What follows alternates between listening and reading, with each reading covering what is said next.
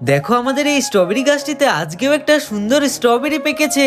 এই স্ট্রবেরিটা কালকে একদম সাদা সাদা ছিল, কিন্তু আজকে দেখো একদম টমেটোর মতো লাল হয়ে গেছে। আমার মনে হচ্ছে আজকে একাদশীর ব্রত ছিল জন্য এই স্ট্রবেরিটারও ইচ্ছা হচ্ছিল রাধারানীর সেবায় লাগার, তাই হঠাৎ করে এত সুন্দর করে পেকে গেল।